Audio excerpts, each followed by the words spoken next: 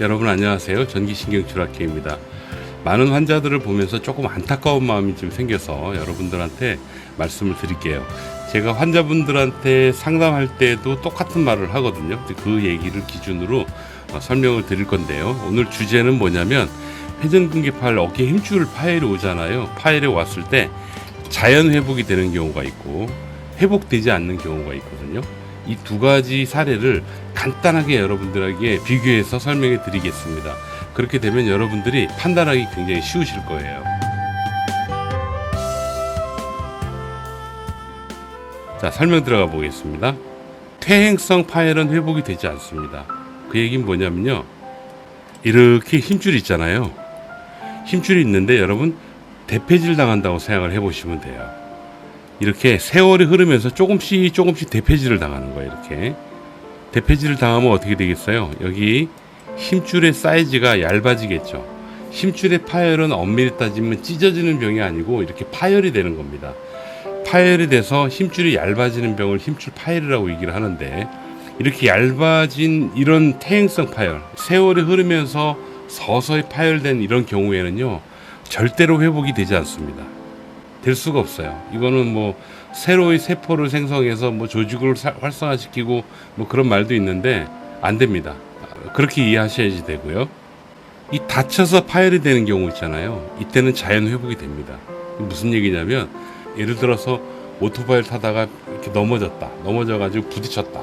그래가지고 어깨가 아파서 병원 가봤더니 힘줄이 파열됐다라고 그렇게 얘기를 들을 수도 있고, 혹은 뭐 부딪혀가지고 그렇게 되고, 주로 이제 부딪히거나 꺾였을 때 제일 많이 이런 현상이 일어나는데, 이런 경우에는 여러분 자연 회복이 됩니다.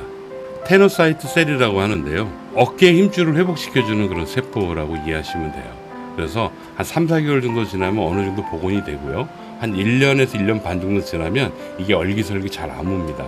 그렇기 때문에 여러분들 어깨 힘줄 파열 있잖아요. 이게 자연 회복이 될 거냐 자연 회복이 되지 않을 거냐를 구별하는 방법으로 간단하게, 오랫동안 누적이 돼서 파열이 온 건지 아니면 다쳐서 파열이 온 건지를 여러분들이 판단하시면 돼요. 그래서 여러분들이 만약에 다쳤다라고 판단되면 그때는 아물고요, 오랫동안 누적돼서 파열이 된 경우라면 자연 회복이 되지 않는다라고 이해하시면 되겠습니다.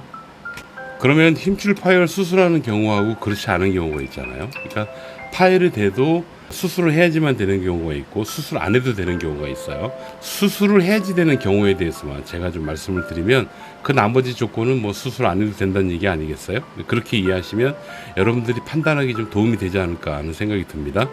첫 번째, 파열의 정도가 50% 이상일 때, 힘줄의 두께가 절반 이하로 떨어지거나 이렇게 뚝 떨어지는 경우가 있어요. 힘줄이 떨어져 가지고 이게 완전히 다 파열되면 어떻게 되겠어요?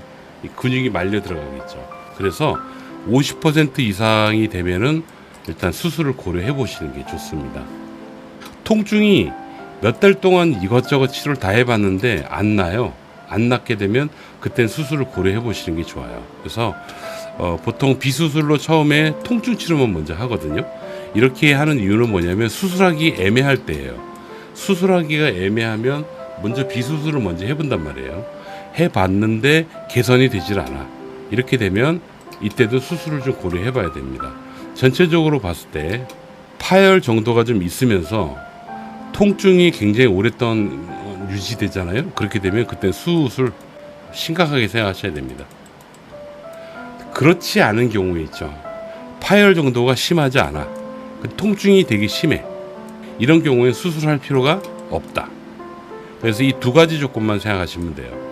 파열 정도가 50% 이상, 통증이 몇 달 동안 유지가 될 때, 그때 여러분들은 수술을 하셔야지 될 겁니다.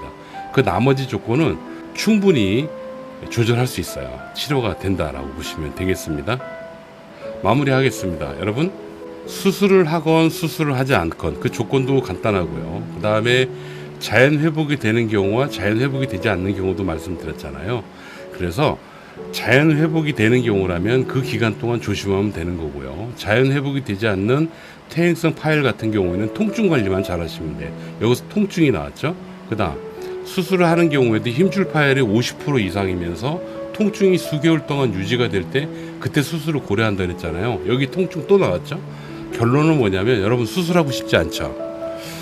대부분의 환자는 수술이 필요 없는 환자거든요. 그럼 뭐만 남냐면 통증이라는 것만 남아요. 통증은요 별도로 관리하셔야 됩니다. 통증 관리는 여러분 혼자 절대 못해요.